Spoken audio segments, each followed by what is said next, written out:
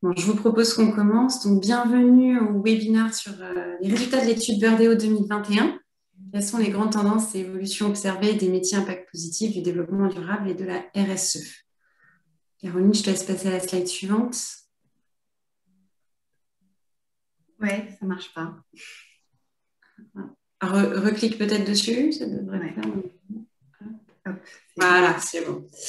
Donc, n'hésitez pas à poser vos questions pendant le webinaire. Néanmoins, on y répondra à la fin lors des questions sessions-réponses. Donc, vous avez un petit onglet conversé, donc n'hésitez pas à mettre vos questions dans cet onglet. Et je vais laisser Caroline, Céline et Suad pour le webinaire. bonjour à tous. Écoutez, je suis ravie de vous présenter cette étude. Alors, c'est la cinquième qu'on fait chez Burdeo. La première était en 2014. Et puis, vous verrez, cette fois-ci, on est vraiment assez agréablement surpris des résultats. Alors, pour illustrer de façon concrète, j'ai invité Céline Coulibré du Ménil, qui est directrice RSE du groupe Auchan, et Swad El Wazani, qui est directrice développement durable chez Deloitte. Elles vont intervenir sur les différents résultats. Alors déjà quelques mots sur les répondants. Donc principalement des salariés, 70%, 15% d'entrepreneurs indépendants. Et ça, ce qu'on constate, c'est qu'il y en a vraiment de plus en plus. Puis le reste, ça se répartit des fonctionnaires, des étudiants ou des pluriactifs. Un exemple, enfin quelque chose qui est assez parlant aussi, c'est que il y a 67% de femmes qui ont répondu à ce questionnaire, ce qui illustre aussi ce que nous, on voit parmi nos candidats et parmi les professionnels de la RSE. En 2016, elles représentaient 59% du panel. Et donc, ce qu'on voit, c'est qu'il y a vraiment une féminisation de ces métiers, de ces fonctions qui continue et qui se renforce. Premier résultat intéressant qu'on voulait mettre en valeur, c'est au sujet du rôle transverse de ces fonctions. Depuis toujours, c'est des fonctions dans lesquelles il y a énormément de transversalité. Ce qu'on constate, c'est que par rapport au panel, il y en a beaucoup moins maintenant qui disent exercer un rôle transverse, puisque on est passé à 56%, alors quand dans les précédentes études, on était à plus de 70%. Comment ça s'explique? C'est qu'entre-temps, il y a eu énormément de création de postes, de fonctions d'experts. Ce que ça veut dire, c'est qu'il y a de plus en plus de professionnels sur le sujet, donc qui à la fois ont un rôle transverse, mais qui vont s'entourer d'experts.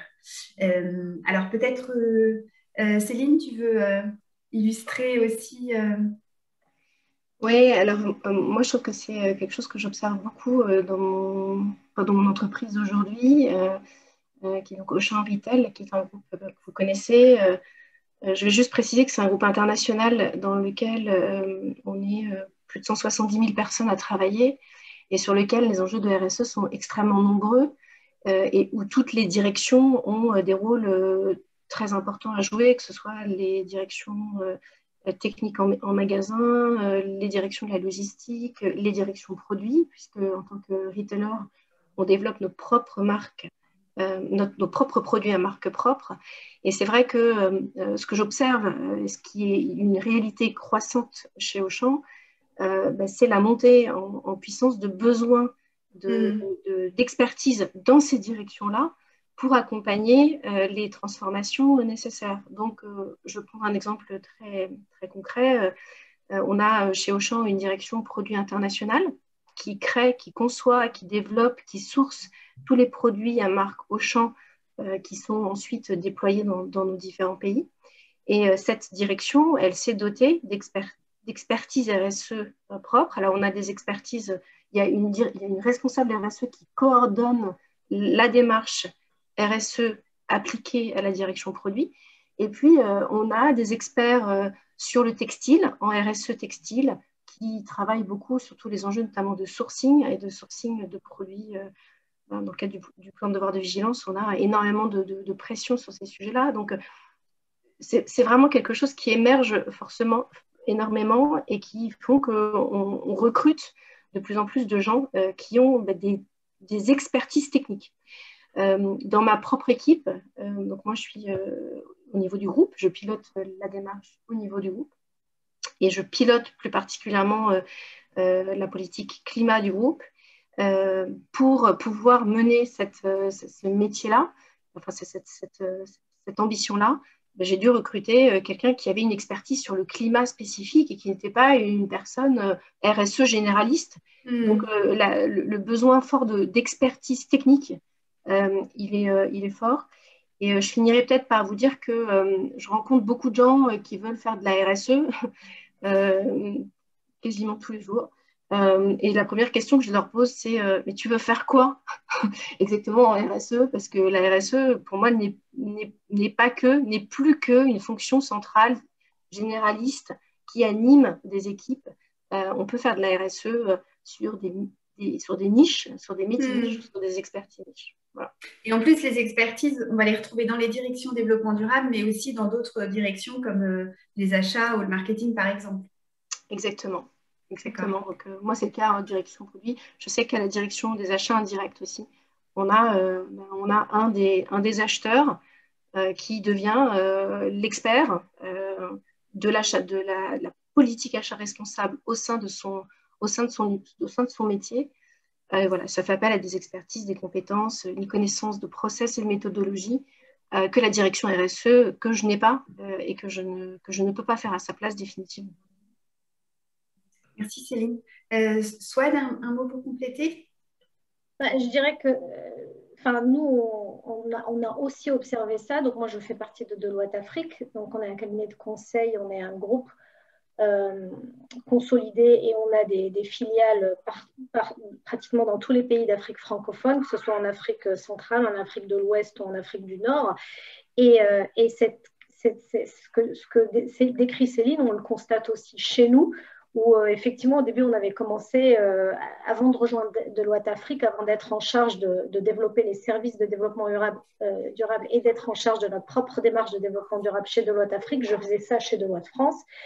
Et quand j'ai commencé, en fait, quand on a commencé à travailler, moi-même, j'ai un profil plutôt financier. En fait, je travaillais dans la finance, donc on avait plutôt des gens effectivement généralistes et qui s'orientaient là-dedans. Aujourd'hui, quand on regarde, que ce soit l'équipe qui est chez Deloitte France ou l'équipe que nous sommes en train de monter au niveau de Deloitte Afrique et partout dans nos pays, sont des profils avec des expertises très, très pointues. On a effectivement quelques profils généralistes parce qu'on a toujours des projets de mise en place ou d'accompagnement de démarches et de dispositifs de management de la RSE, mais on a beaucoup de demandes sur des sujets très précis, le climat, la transition énergétique, l'agroécologie. C'est très, très vrai aussi pour les acteurs publics. On accompagne beaucoup les bailleurs. Aujourd'hui, en Afrique, ce sont les bailleurs qui sont très, très, très actifs pour accompagner la transition du continent africain et des entreprises africaines vers la durabilité. Et c'est des profils très, très pointus. Donc, nous, on le voit. Ce que décrit Céline, on le voit aussi à notre niveau dans nos équipes. Très bien, merci. Alors, un marché très dynamique. S'il y a bien quelque chose à retenir de cette étude, c'est ça. Nous, ce qu'on a constaté, c'est que vraiment 2019, ça a été une sorte d'année de la bascule, c'est-à-dire que le sujet RSE, développement durable, si on voulait des informations sur le sujet, il fallait quand même aller sur des médias très spécialisés. Puis là, en 2019, c'est devenu vraiment mainstream, que ce soit... alors, il y a eu les feux en Afrique, les feux en Australie, il y a eu la loi Pacte, on a aussi beaucoup parlé du plastique. Enfin, il y a énormément de choses qui ont fait qu'on a parlé du sujet et nous, on a commencé à le voir vraiment dans la création des postes en entreprise. 2020, je ne vais pas vous refaire ce qui s'est passé. On aurait pu se poser la question, est-ce que cette crise sanitaire n'allait pas couper les budgets sur le sujet? C'est absolument pas ce qui s'est passé. Je dirais même que ça a renforcé un certain nombre de choses. Et donc là, 2021, ça reste très actif. Alors, comment ça se traduit? On a 67% des managers qui estiment qu'il manque d'effectifs. Avant, quand on faisait cette étude, les managers estimaient manquer d'effectifs, mais tout simplement parce qu'on ne leur en donnait pas, on leur donnait pas de moyens pour en recruter, puisqu'on considérait que ce n'était pas si important. Là, ce n'est pas du tout ce qui se passe. Il manque d'effectifs, tout simplement parce que comme tout le monde veut des ressources sur le sujet, des professionnels expérimentés, eh bien, il y en a pas suffisamment. Céline parlait d'experts climat, les experts carbone, etc., biodiversité, mais même les directeurs RSE et développement durable généralistes. Il y a tellement de création de fonctions dans les entreprises qu'aujourd'hui, on ressent vraiment une pénurie sur le sujet. Céline, peut-être un retour d'expérience? Oui, alors un retour d'expérience sur déjà ce phénomène de crise qui souligne ce besoin d'entreprises responsables et d'engagement. Alors, il y a la crise et puis il y a aussi toutes les réglementations qui sont là. Je voudrais juste parler, il n'y a pas très longtemps, il y a quand même une loi climat, même si certains en sont déçus, qui a été votée. On a de plus en plus en fait de contraintes et de dispositifs à mettre en œuvre en entreprise qui demandent finalement qui nous assomment de travail. Moi, je n'ai pas une journée, il n'y a pas un mois où mon équipe, où je souffle en se disant on va se la couler douce ce mois-ci. Ça ne se passe pas comme ça. J'ai presque envie de dire, c'est même de plus en plus. Vous m'entendez bien, ouais? Oui.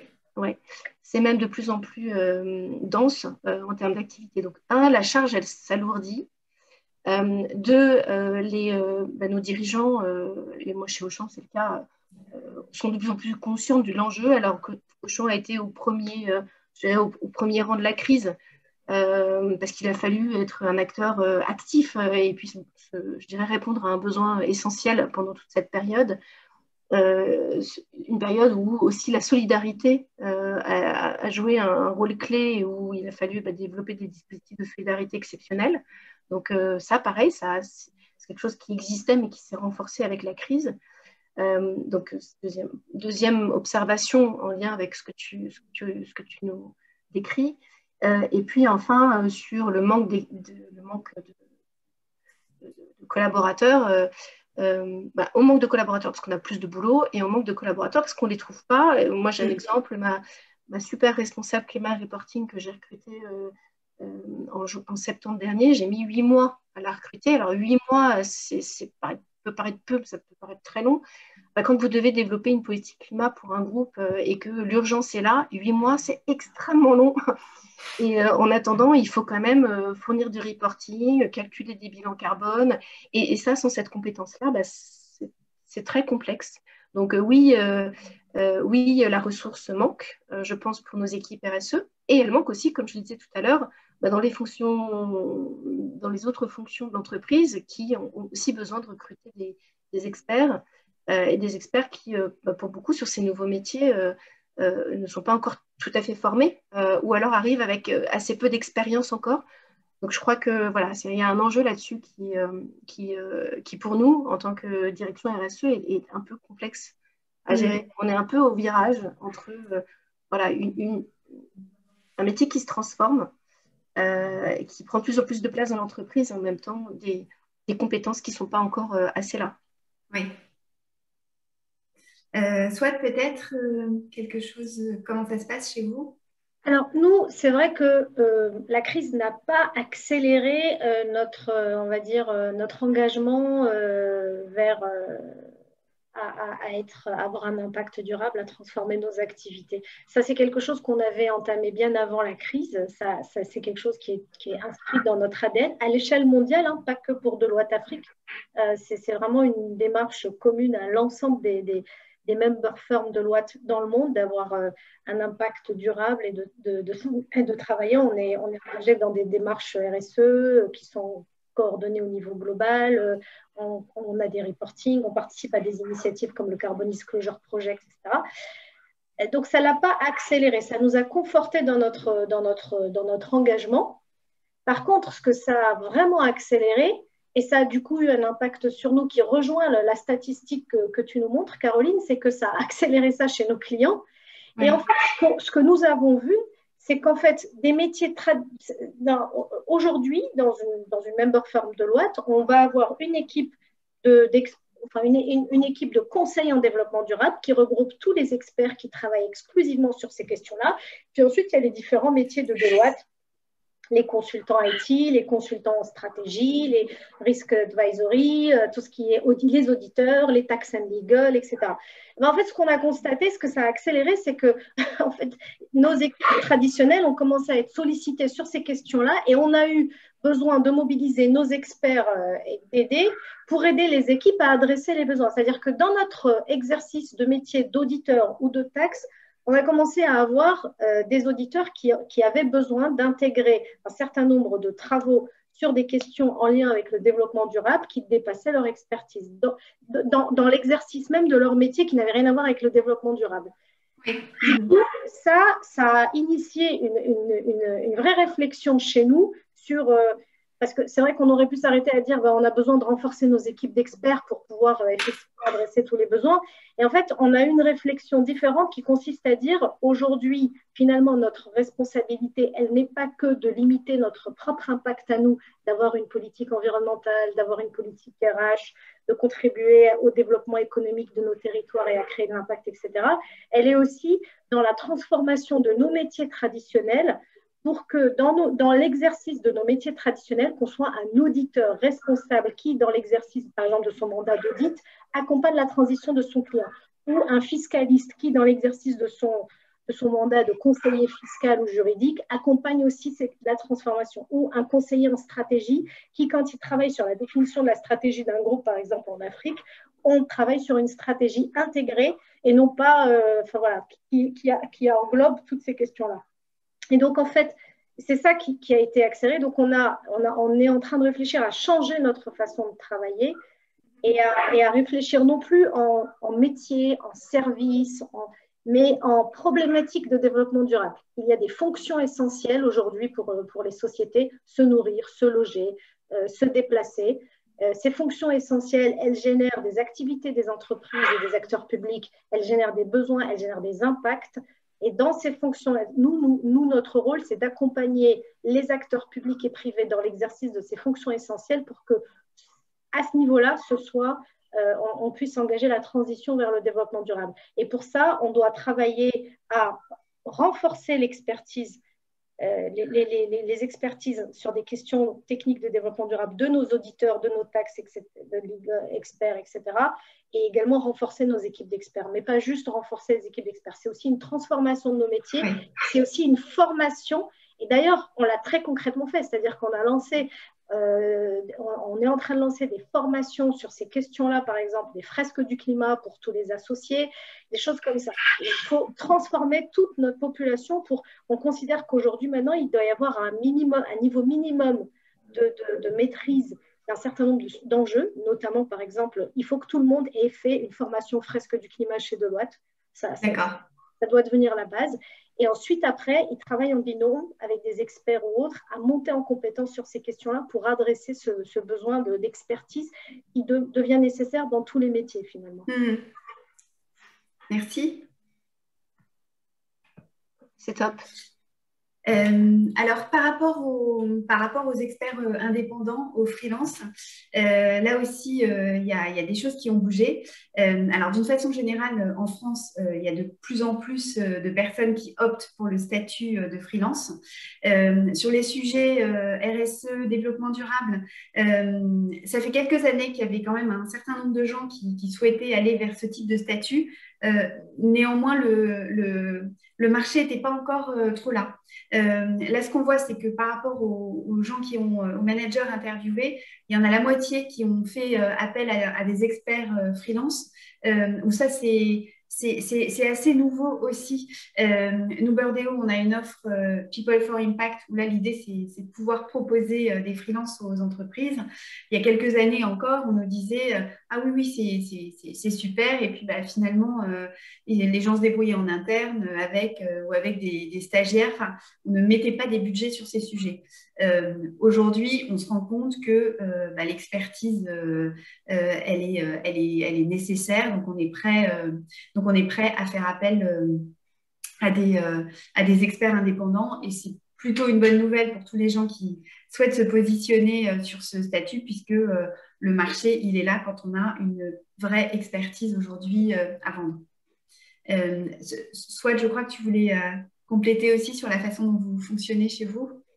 Oui, effectivement, on avait recours à des experts indépendants, mais sur des sujets assez précis, pas mal liés à l'IT. Et ce qu'on voit depuis quelques années, c'est qu'on a de plus en plus besoin d'avoir recours à des experts indépendants sur des sujets en lien avec ces questions de développement durable, parce que nous sommes amenés à intervenir sur des projets assez complexes. Alors là, par exemple, je pilote un projet en Algérie où en fait on met en place la filière de recyclage des pneus usés à l'échelle du pays. On met des pilotes en place à l'échelle de ville sur de recyclage d'emballage. Donc, on travaille sur accompagner l'Algérie dans sa transition vers l'économie circulaire.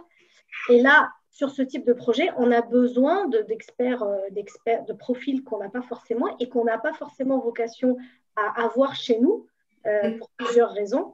Et donc, on se rend compte qu'en fait, on en a de plus en plus recours à ces experts. Et du coup, nous avons commencé à réfléchir, à mettre en place, à pérenniser des dispositifs pour pouvoir adresser toutes les questions juridiques, logistiques qui peuvent se poser quand vous commencez à travailler de manière régulière avec des experts.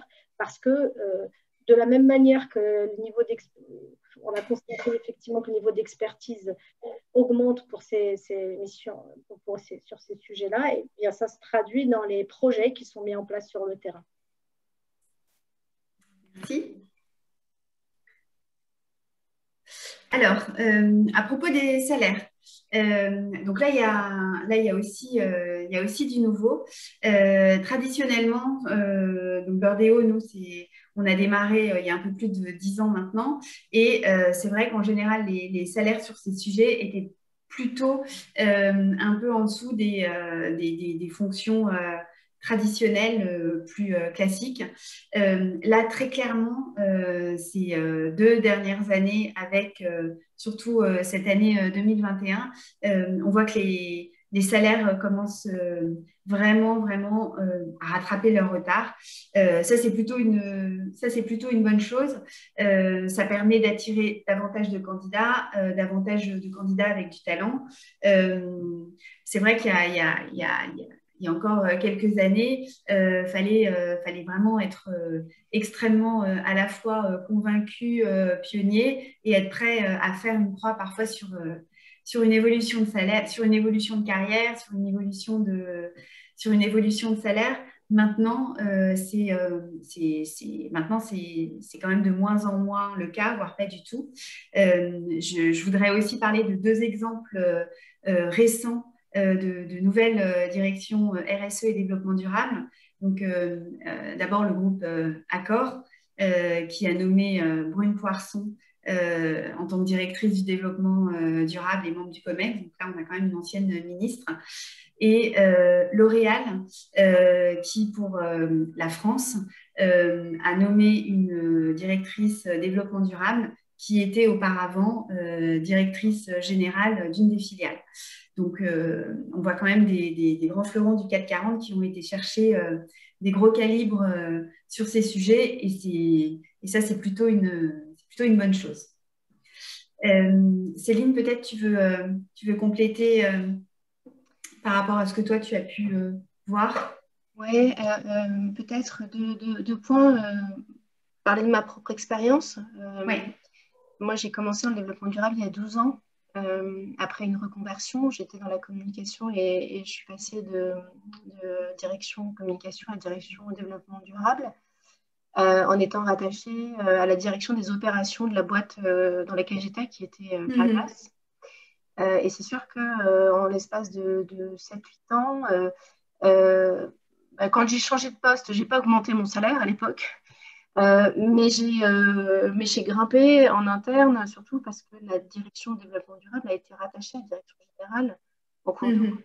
Donc, c'est sûr que cette prise de fonction, cette prise de responsabilité et la position de mon poste de direction, sous la direction des opérations sous la direction générale, ça génère tout de suite beaucoup plus de valeur sur le profil et sur le poste en fait, que j'occupais. Donc ça, c'est une première atout. Je pense qu'aujourd'hui, il y a plus de valeur à ces postes de direction de développement durable et il y a de plus en plus de postes qui s'ouvrent au sein des comités de direction. La direction RSE n'est plus juste sous la direction de la com ou la direction des ressources humaines, la direction de l'audit ou de la qualité comme ça pouvait l'être avant. Donc ça, je pense que c'est vraiment une vraie... Enfin, en tout cas, moi, c'est ce que j'observe. Et aujourd'hui, dans mon poste chez Auchan, je suis rattachée au secrétariat général. Donc, je n'ai pas de... Voilà, je n'ai plus de fonction au-dessus de moi, quoi. Et ça, je trouve que c'est vraiment quelque chose d'important. Et puis, sur les salaires, juste aussi rajouter que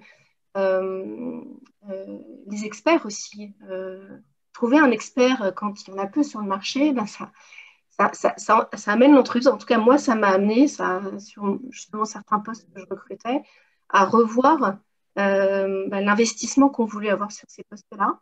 Parce que aussi, les candidats qui se présentaient à nous avaient des exigences plus fortes. Donc, je pense qu'il y a ces deux dimensions. Il y a la montée en puissance dans l'organigramme de ces métiers et en plus, l'expertise qui aujourd'hui, vu qu'elle manque un peu et que l'offre, je dirais, sur le marché d'experts est plus faible, fait que moi, je sais que j'ai dû revoir à la hausse des propositions de rémunération pour pouvoir recruter des compétences dont j'avais besoin. Donc voilà deux éclairages concrets vus de ma fenêtre. Merci Céline. Alors par rapport à la place de la RSE qu'il peut y avoir en entreprise et donc cette perception notamment depuis cette crise sanitaire qui a bouleversé pas mal de choses. Certes, les professionnels ont quand même cette impression qu'il n'y a pas suffisamment de moyens et de prise de conscience sur le sujet parce qu'il faudrait aller beaucoup plus vite. En revanche, faut quand même faire le constat que, et là on a 2/3 des professionnels interrogés qui pensent que c'est le cas, que leur entreprise et les collaborateurs sont davantage impliqués sur les questions de RSE. Nous, on a quand même beaucoup de retours de directeurs, directrices développement durable qui nous disent qu'il y a beaucoup de collaborateurs, en particulier depuis 1 an, qui viennent les voir en disant « mais bon, moi, qu'est-ce que je peux faire à mon niveau, à mon échelle ?» Et ça fait aussi partie des grands changements et des grandes tendances. Peut-être soit tu veux nous parler de ce qui se passe chez vous? Oui, effectivement, c'est vraiment une tendance qu'on voit très forte chez nous. Ça fait même, c'est pas récent en fait, hein, ça fait au moins 4 ans qu'on voit cette accélération de l'engagement des collaborateurs parce qu'ils ont envie que, premièrement, leur entreprise soit plus impliquée sur les questions de RSE et deuxièmement, que leur entreprise travaillent à ce qu'eux-mêmes, quand ils sont dans l'exercice de leur fonction, ils puissent avoir un impact limité. Et donc, ça veut dire revoir complètement nos bureaux, ça veut dire repenser effectivement nos politiques de transport. Pardon, quelle que soit leur spécialisation. Quel que soit le métier. Et en fait, c'est vraiment quelque chose, encore une fois, franchement, c'est bien avant la crise. Alors peut-être que nous recrutons beaucoup, on a un âge moyen jeune, on a une population jeune, on recrute beaucoup de jeunes diplômés. Peut-être que c'est la raison pour laquelle on a vu cette tendance avant la crise. Il y a eu une accélération avec la crise ou...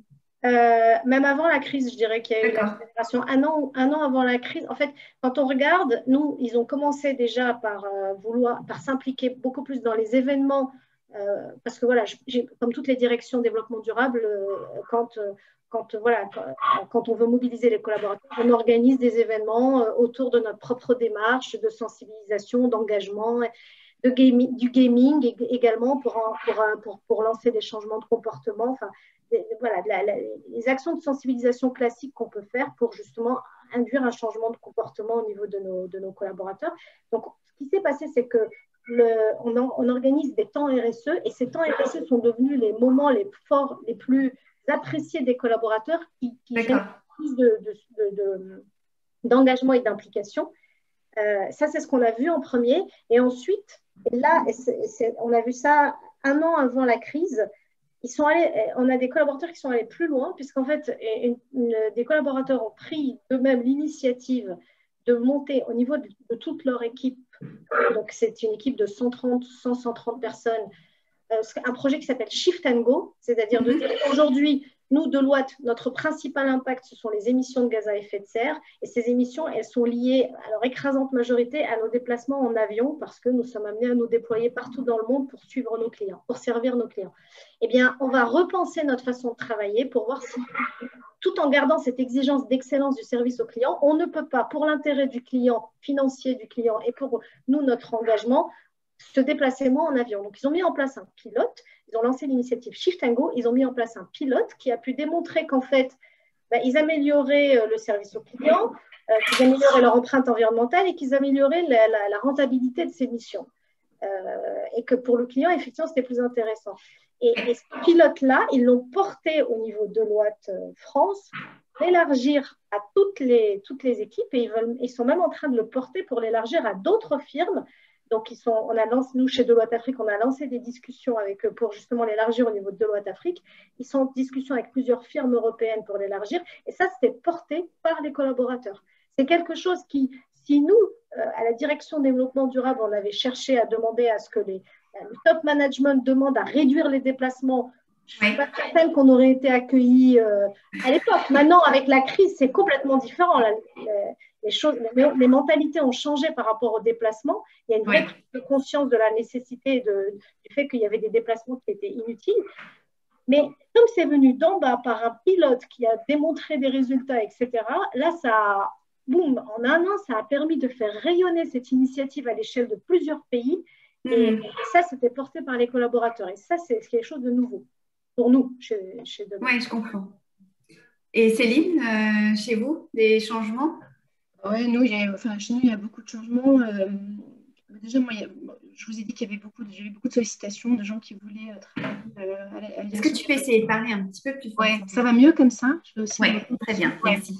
Je disais que chez nous, moi, j'ai très régulièrement des collaborateurs d'Auchan qui me demandent à venir travailler à la direction RSE. Donc, je pourrais avoir 300 personnes dans mon équipe si je le pouvais.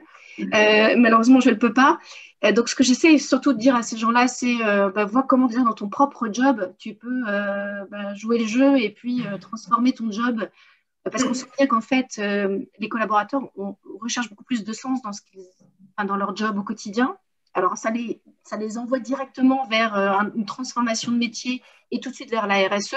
Mais je pense qu'il y a peut-être des étapes préalables avant de changer complètement. Ce serait déjà de changer dans son propre poste. Première chose. La deuxième chose, c'est que cet enthousiasme, il est génial.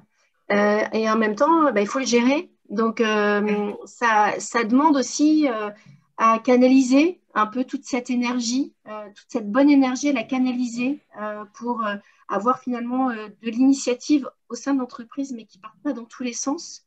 Parce que ça peut être aussi un danger d'avoir plein de projets et puis finalement de se perdre dans ces projets-là et finalement de perdre l'impact et la mesure de l'impact de ces projets. Donc, c'est le deuxième point sur lequel… Ça peut être déceptif aussi, j'imagine.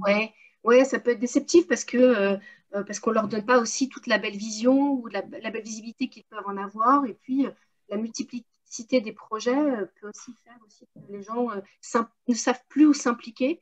Donc, voilà, j'ai pas mal aussi ça aussi à gérer, moi, dans mon quotidien. Et puis, alors on parle des collaborateurs. Moi, j'aimerais bien aussi montrer qu'il y a une forte volonté finalement de candidats externes sur ces sujets. Je suis de plus en plus sollicitée pour intervenir auprès d'écoles, pour expliquer ce que sont nos métiers. Donc, on sent bien que les jeunes, ça vient beaucoup de jeunes qui sont au début de leur carrière. Et alors, j'ai des sollicitations, mais aussi d'écoles sur des parcours juridiques ou sur des parcours marketing. Donc, on sent que la RSE s'implique dans les métiers. Et puis, j'ai aussi des gens qui se... Ouais, ce qui est quand même nécessaire au vu de ce que tu nous disais en début, le fait de faire du marketing et d'avoir un socle minimum en RSE aujourd'hui, ça devient quand même indispensable si on veut trouver un job dans le marketing dans quelques années, je pense. Moi, je pense que maintenant, c'est un socle indispensable à tous les métiers, du juridique au légal, enfin du légal, c'est la même chose, au marketing, à la supply, aux produits, enfin... il faut un minima, un vernis minimum de connaissances. Sinon, on passe à côté de la transformation de notre société qui est en cours, c'est certain. Il faut un minimum maîtriser les enjeux d'aider liés à sa propre fonction. Ça, c'est vraiment aujourd'hui la base pour tout métier. Et vous, soit les consultants, les consultants qui viennent d'être recrutés, ils ont ce socle déjà où on les forme au sujet? Nous, ce qu'on constate, c'est que les jeunes qu'on recrute ont, alors, pas forcément le socle, non. Par contre, ils ont un vrai engagement, une vraie exigence par rapport à la responsabilité et l'engagement de la firme qu'ils vont rejoindre. Ça c'est très clair. Par contre, non, je n'ai pas vu aujourd'hui encore, par exemple, si tu veux, dans les métiers, je sais pas moi, Transaction Advisory, je n'ai pas vu arriver une nouvelle promotion de jeunes financiers rodés et rompus sur ces questions-là. Par exemple, quand ils doivent travailler sur une acquisition, il y a toutes les questions de passifs liés aux pollutions environnementales qu'il faut intégrer dans la valorisation. Je n'ai pas vu encore émerger des financiers rodés sur ces questions de passifs environnementaux. Mais par contre, des jeunes financiers qui sont vraiment très, très engagés, qui veulent que dans leur firme, que leur firme ait un engagement, et ça, on le voit très clairement. Très bien, merci. Je vous propose maintenant de passer aux questions. Héloïse, tu... Alors, la première question, c'était est-ce que vous avez des formations à recommander pour les personnes qui voudront se réorienter, ou réorienter leur carrière vers la RSE?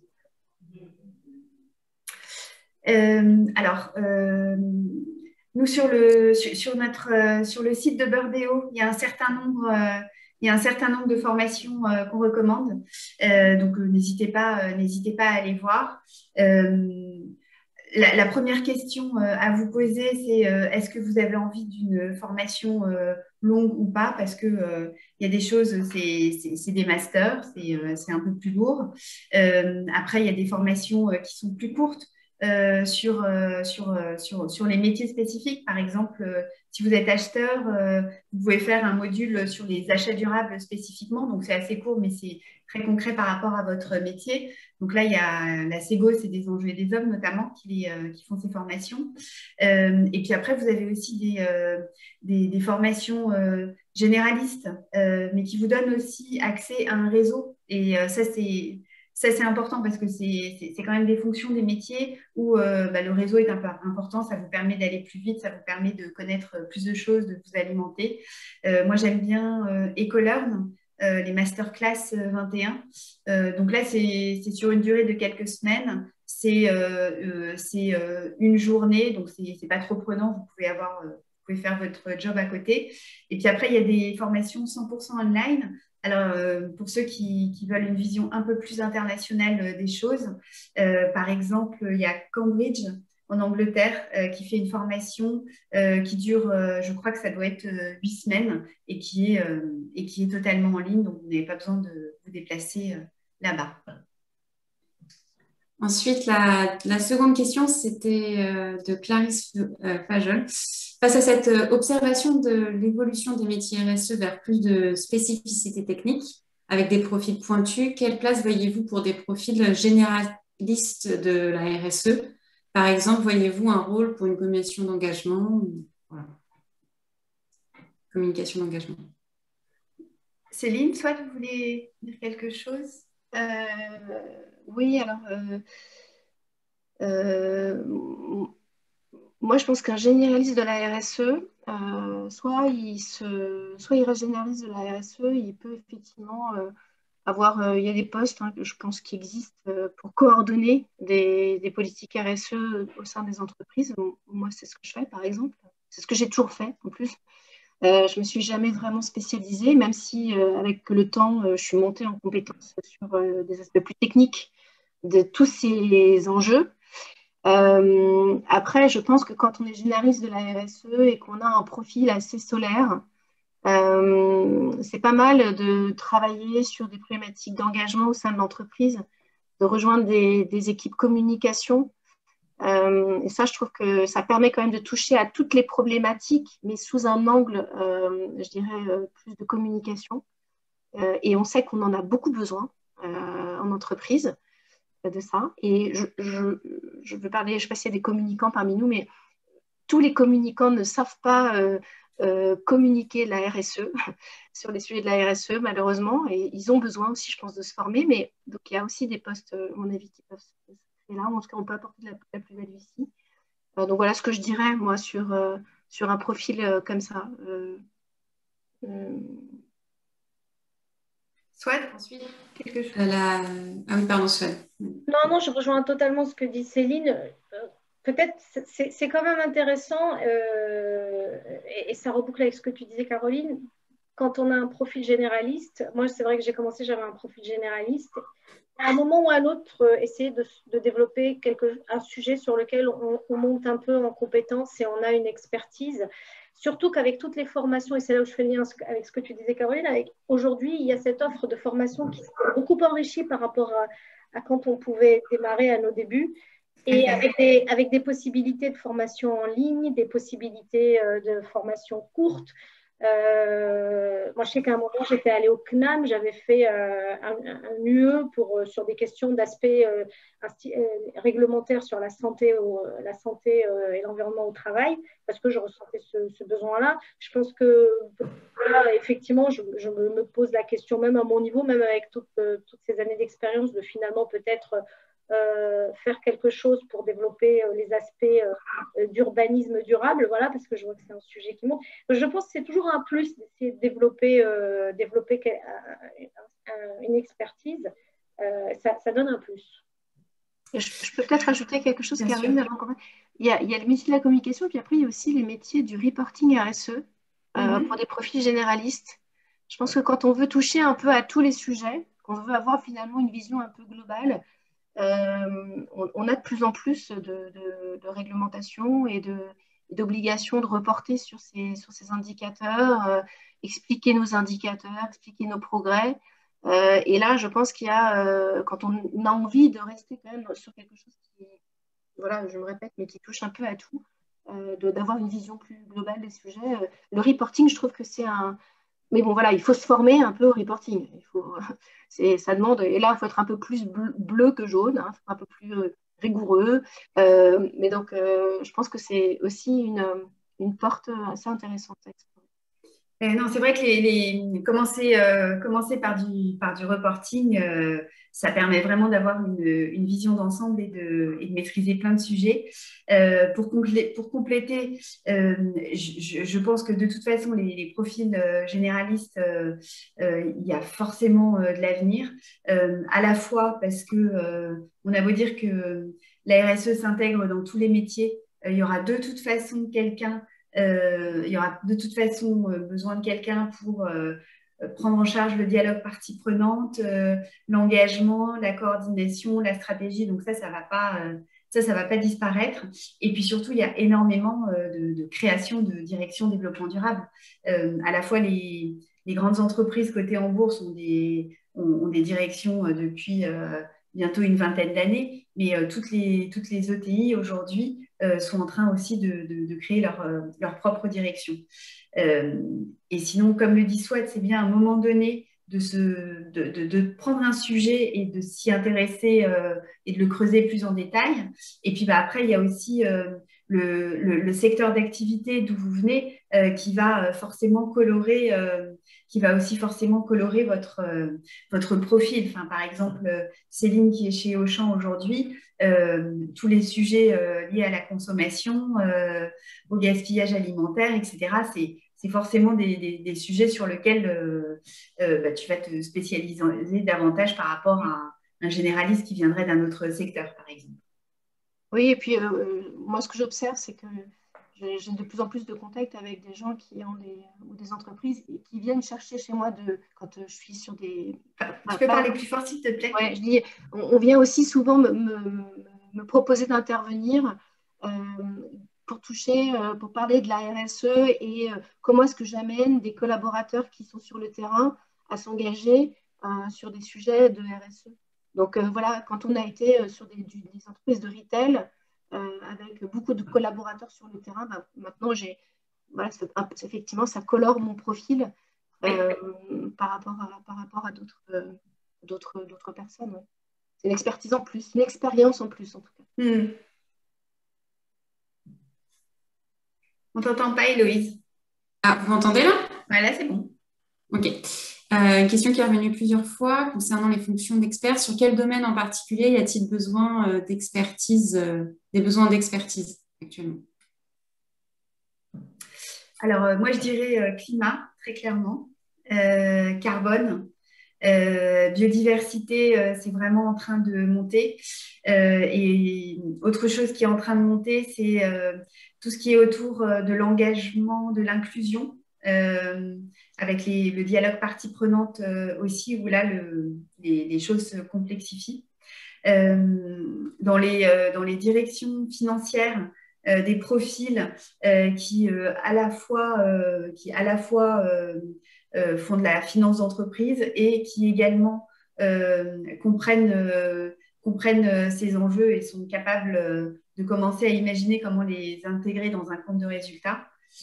Après, il y a tout ce qui est autour du juridique et du reporting extra-financier, puisque là, ça ne cesse de monter. On a la taxonomie verte aussi qui arrive.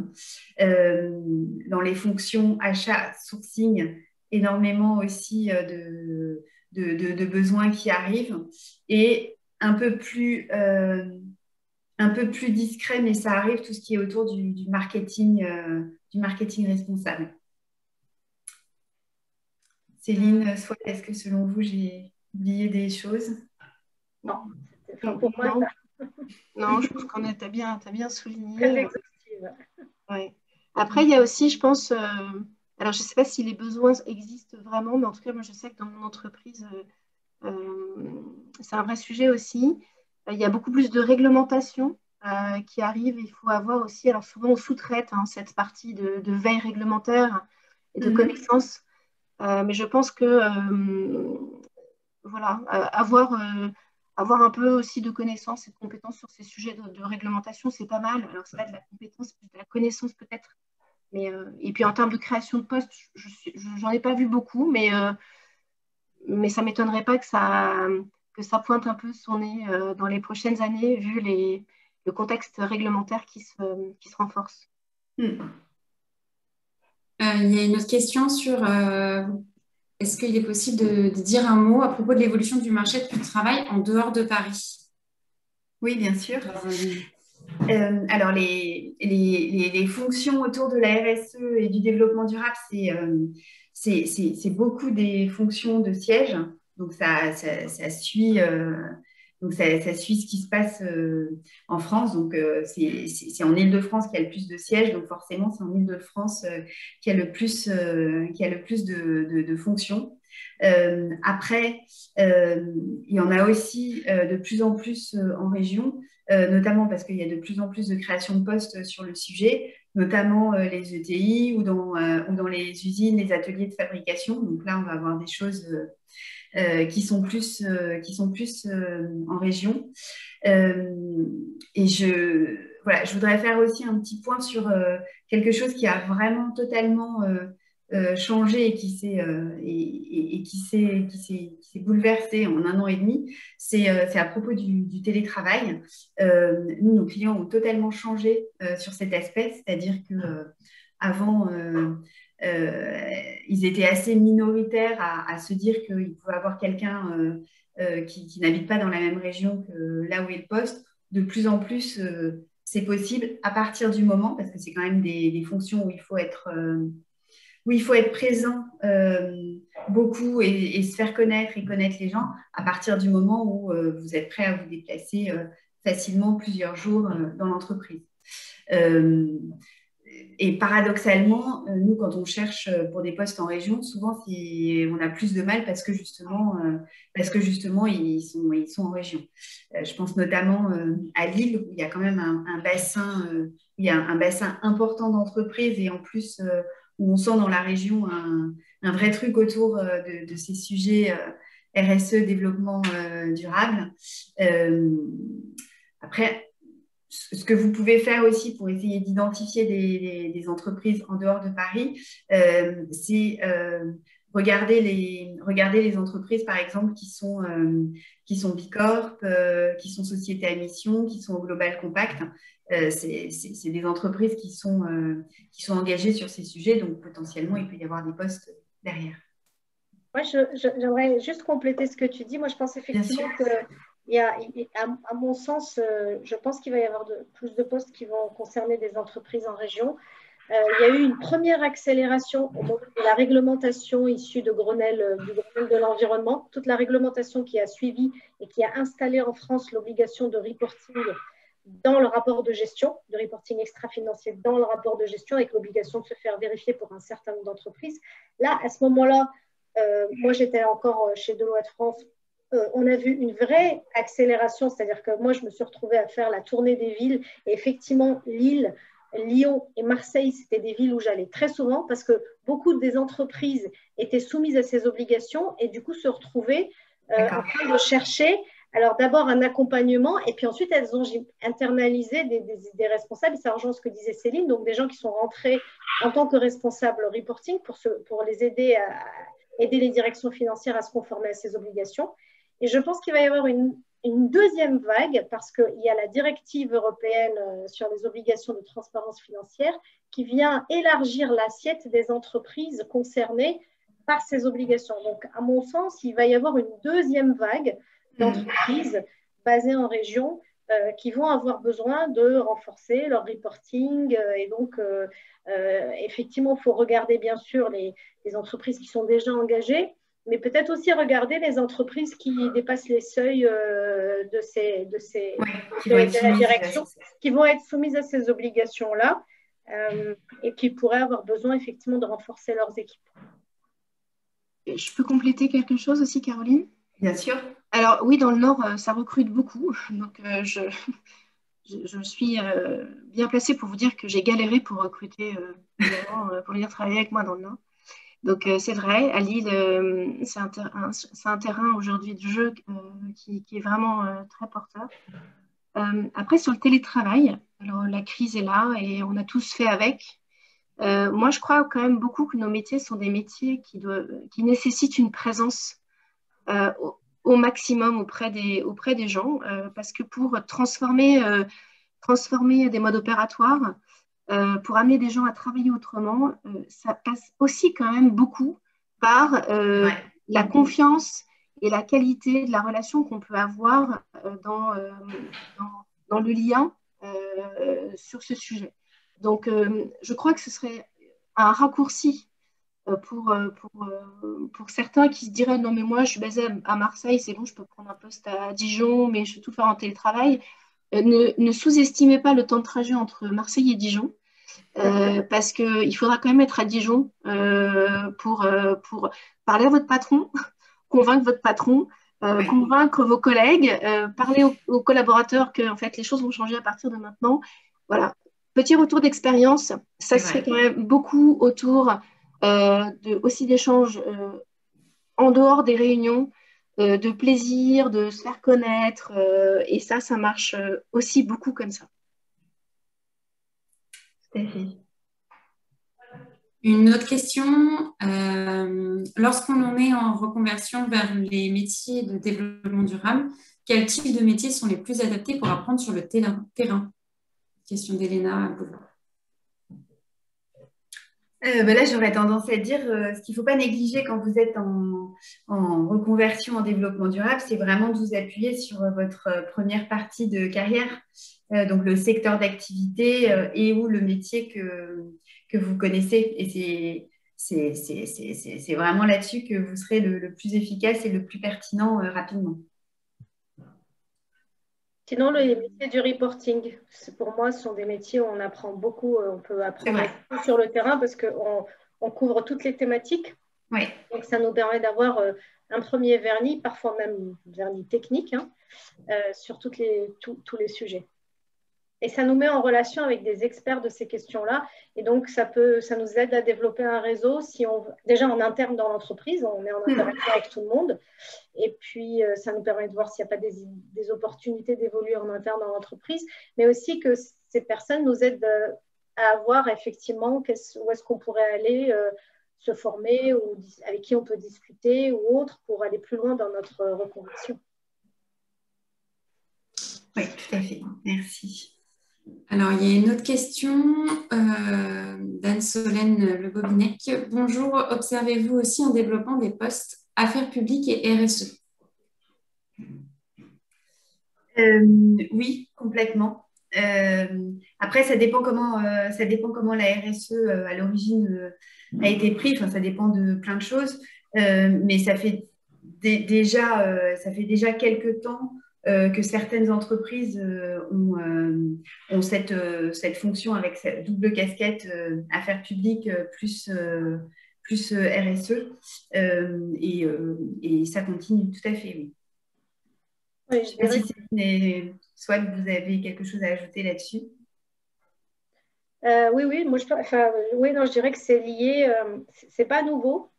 Les premières, par exemple, entreprises qui ont dû développer ce type de profil sont celles qui étaient concernées par la réglementation REACH, parce que pour le coup, il y a eu beaucoup de lobbying amont, et il fallait être très, très expert sur un certain nombre de questions assez techniques sur les enjeux de santé, d'impact de pollution liés à des substances chimiques.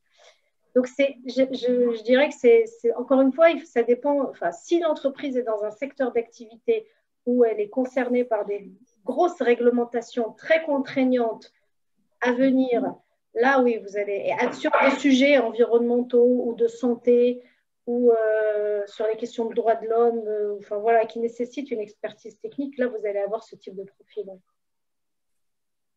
Merci, Swad. Peut-être une dernière question, Héloïse? Alors, il y en a une pour les étudiants. Concernant les étudiants qui souhaitent réaliser un premier stage en RSE, conseillez-vous le conseil dans des cabinets généralistes spécialisés ou bien d'intégrer le département d'un groupe afin de solidifier ses connaissances? Je vous laisse répondre, les filles. Moi, j'ai envie de dire qu'est-ce que je conseille? Les deux sont bien. Les deux sont bien parce que l'expérience, elle sera différente. Et après, la question, c'est la question qu'il faut se poser, c'est quelle voie ou quel métier, a priori, vous anime. Je pense que quand on est en entreprise, on est peut-être plus opérationnel, on est plus au contact des équipes. C'est peut-être une approche plus concrète des choses, même si je pense qu'un conseil doit toujours avoir derrière une dimension très concrète dans ce qu'il peut conseiller. Mais si vous avez besoin plutôt, je dirais, de produire de la stratégie, de réfléchir, d'être dans l'accompagnement c'est plutôt en conseil. En fait, ça dépend de ce que vous avez envie de faire. Et puis, je crois que ça dépend aussi de l'offre qui se présentera à vous. Je pense qu'il faut être concret. Des stages, il y en a, mais voilà. Et si vous avez le choix, posez-vous la question. Si vous n'avez pas le choix, prenez ce qu'il y a. De toute façon, ce sera une super expérience. Et moi, je sais que les stages, je regarde beaucoup chez les jeunes profils qui me sont conseillés, la qualité des stages que ces gens font, parce que c'est aussi là où on apprend beaucoup sur le terrain en matière de RSE. Écoutez, un grand merci Céline, un grand merci Swan. C'était vraiment passionnant et puis ça a bien illustré ce qu'on cherche à dire. Un grand merci pour votre écoute à tout le monde. C'est le moment parfait en tout cas pour être sur ces métiers de la RSE et du développement durable. N'hésitez pas à télécharger cette étude sur le site de Burdeo si vous le souhaitez. Voilà. Et puis, au plaisir de vous croiser. Bientôt, on va pouvoir faire des événements en vrai, en plus. On a hâte. Oui, on a hâte de prendre le train. On a hâte de prendre le train et de venir. Oui. En train, oui. En train. Merci beaucoup à tous. En tout cas. Merci, au revoir. Au revoir.